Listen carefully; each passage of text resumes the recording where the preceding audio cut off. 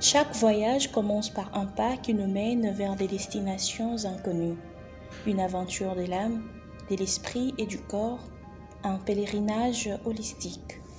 Commencez votre marche avec Dieu.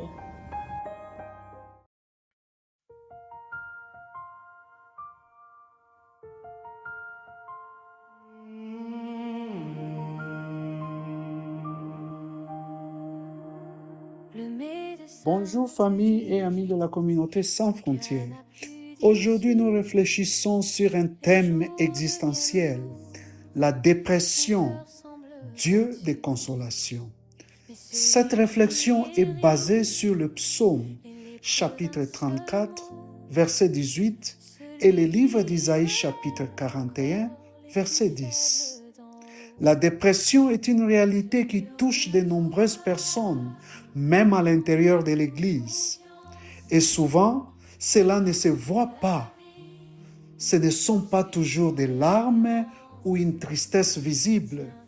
Parfois, elle se cache derrière le travail, le service, un sourire ou un tout va bien. La dépression n'est ni un manque de foi, ni une faiblesse spirituelle. C'est une condition émotionnelle et mentale qui peut apporter une fatigue profonde, une perte d'intérêt, des problèmes de sommeil ou de concentration, des sentiments de culpabilité ou de vide intérieur et la sensation que tout devient trop lourd. Une personne peut aimer Dieu, servir, prier et pourtant se sentir vide et épuisé à l'intérieur. Et la Bible le reconnaît. Nous voyons Élie, Jérémie et David traverser des saisons de découragement et du désespoir. Voici où se trouve notre espérance. Le psaume 34, verset 18 dit que l'Éternel est proche de ceux qui ont le cœur brisé. Et le livre d'Isaïe chapitre 41, verset 10 nous rappelle que Dieu nous soutient et nous fortifie. Dieu ne dit pas « ne ressens rien ». Il dit « tu n'es pas seul alors que tu ressens ». La consolation de Dieu ne signifie pas toujours que la dépression disparaît immédiatement. Parfois, Dieu guérit par des miracles. D'autres fois par un processus, prière, communauté, conversation, repos, thérapie ou médicaments, et toujours par sa présence fidèle. Par la foi, nous comprenons que Christ est mort et ressuscité pour notre guérison complète. Mais cette guérison se développe par étapes. Nous vivons entre le déjà et le pas encore.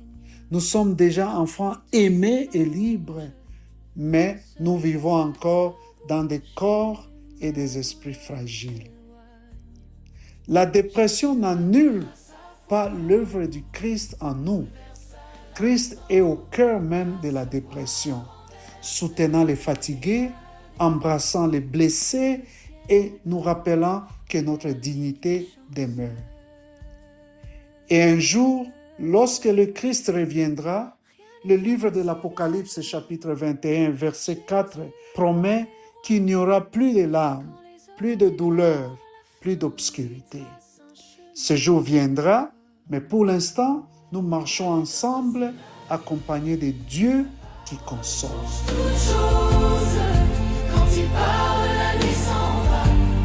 Merci d'avoir écouté la communauté sans frontières, là où la foi rencontre la vie réelle et où nous apprenons à guérir ensemble et à marcher vers la plénitude. Les vagues menaçaient, l'espoir semblait mort, mais Jésus se leva, silence reste en repos, et la mer